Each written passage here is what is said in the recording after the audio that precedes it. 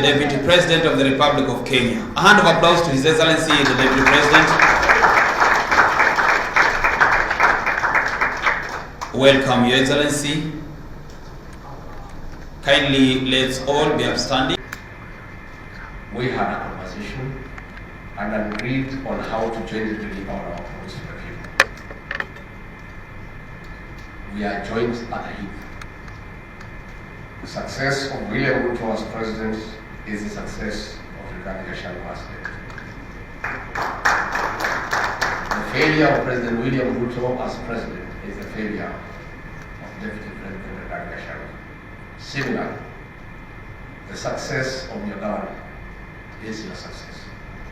The failure of your government is your failure. Therefore, behoves you and your government to work together collectively to succeed, because both of you have a 5-year social contract with the residents of your county.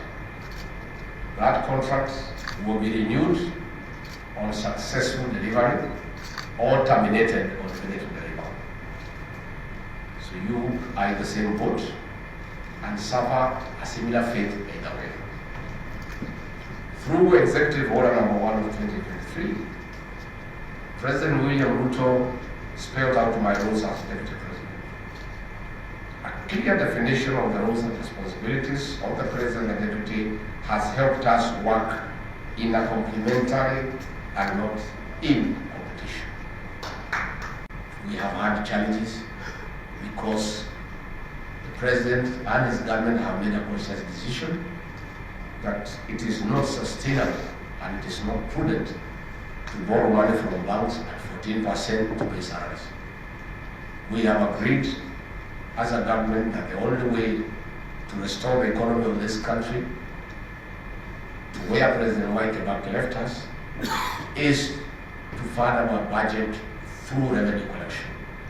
That is why last month we had a slight challenge. There was a slight delay on payment of salaries because the previous administration used to borrow money from banks owned by the same leaders to pay salaries.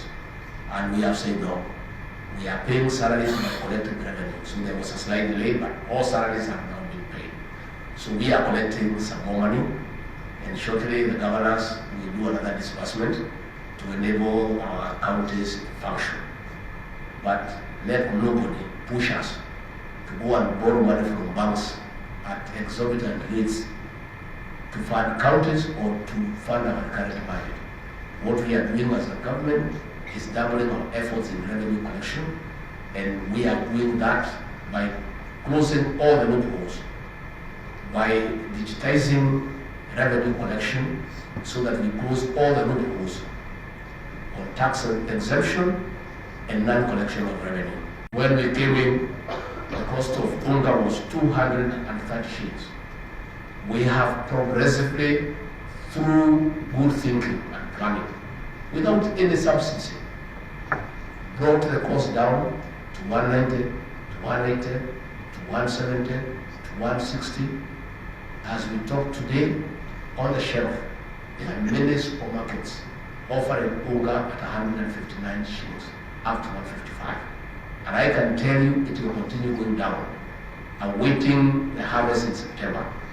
And after the harvest, because of the intervention that we have done to assist our farmers with subsidized fertilizer, we intend and we believe we'll be able to bring down the cost of Unga to about 130, about 120. And that is what is sustainable. The economy has started showing good signs of recovery. As we speak today, when we came in, the cost of Unga was 230 shillings. We have progressively, through good thinking and planning, without any subsidy, brought the cost down to 190, to 180, to 170, to 160. As we talk today, on the shelf, there are many supermarkets offering Unga at 159 shillings, up to 155. And I can tell you it will continue going down, awaiting the harvest in September.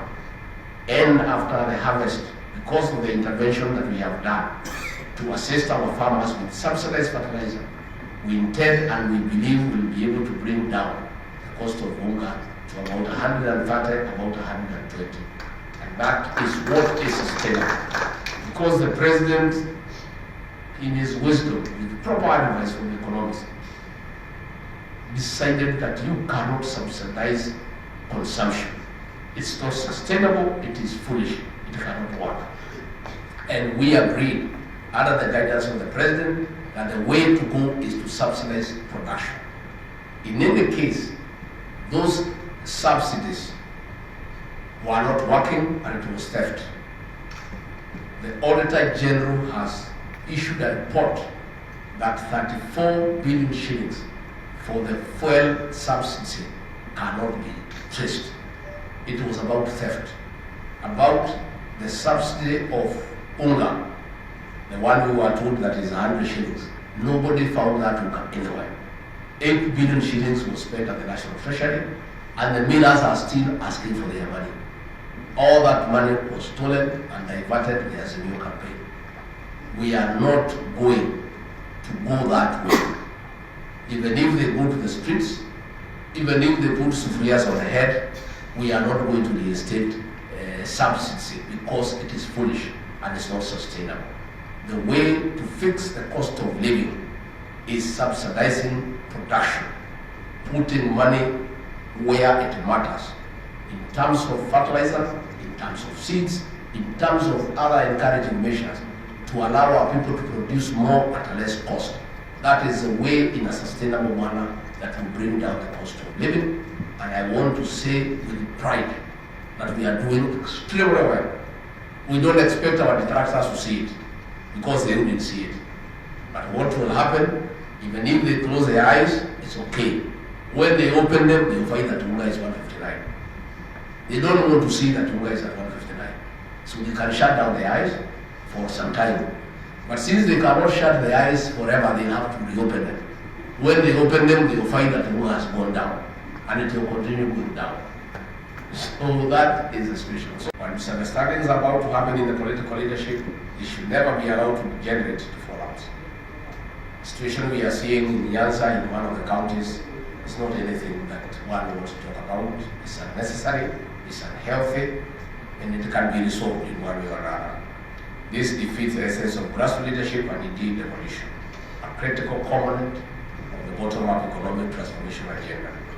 Counties are a key ingredient of the Kenya Kwanza plan, and we want to see devolution working.